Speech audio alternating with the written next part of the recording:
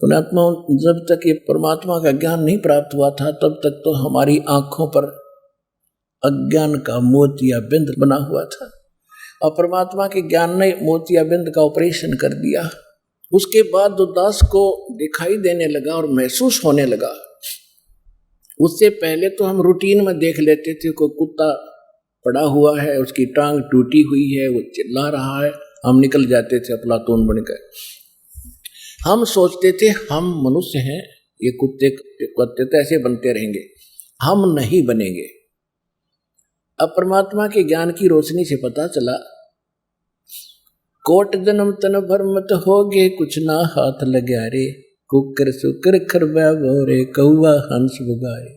कोटि जन्म तू राजा की, ना मिटी न मन की आशा, भिक्षक ओके दर दर घूम्या, मिला न निर्गुण रासा। अपरमात्मा के ज्ञान से पता चला कि हम भी कुत्ते गधे सुअर ना जाने कितनी बार बने हैं, करोड़ों बार। जैसे एक महावीर जैन नाम के, जो जैन धर्म के 24वें तीर्थंकर यानी वो गुरु माने जाते हैं, उनकी हिस्ट्री पढ़कर आप देखिए और आपको दिखाई दास ने, वो केवल 80 लाख बार तो देवता बना और 30 करोड़ बार गधा, 60 करोड़ बार कुत्ता, और तो गिनती नहीं कितना बना।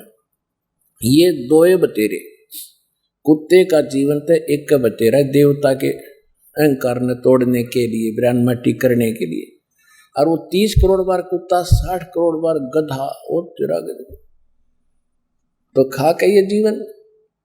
तो कहने का भाव यह कि उसके बाद दास की आंखें खुली और फिर याद आई पिछली कहानियां जो जीवन में घट रही थी। दास का जन्म एक किसान परिवार में हुआ, किसान जाट परिवार में, और हमारे घर पे बैल था, मेरे अंकल चाचा जी जो थे वो हल जोतते थे,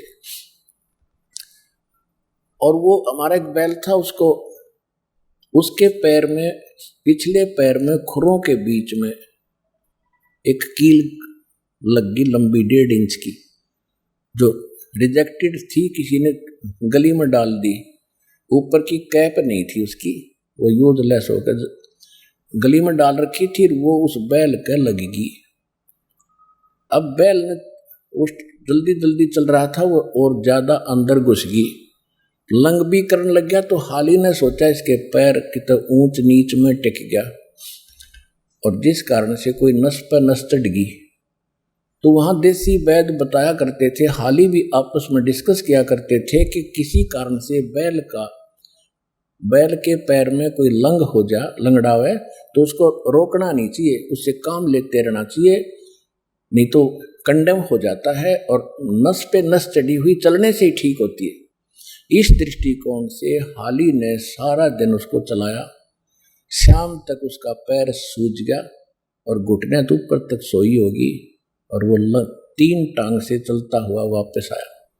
सुबह उठा नहीं, हाली ने उसको छोड़ दिया, किसी और का बैल लेकर के अपना काम किया। किसी गांव में ऐसे वैद्य होते थे सर्जन उस समय, किसी को दिखाया, जो डंगर डॉक्टर को, उसने कहा कि इसका बा आ गया गोड्डे में, घुटने में,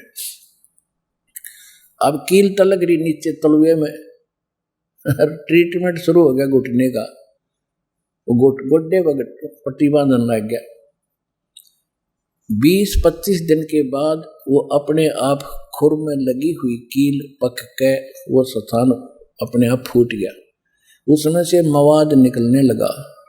तब ध्यान गया करके सदस्य का, बैल बैठा रहे, उठे नहीं, मुश्किल से ठाव, थोड़ी देर फिर बैठ जाए, खाना पीना छूट गया, आंखों में आंसू पड़े। अब देखो, उसके बाद फिर पता चला कि देखा भाई यहाँ भी कोई गड़बड़ है इसके, तो फिर उसको देखा, खोद खाद के चिमटी से निकाल ली, इतनी लंबी कील निकली, तब वो बैल स्वस्थ हुआ। कील लगी तलवे में, हर ट्रीटमेंट घुटने पे।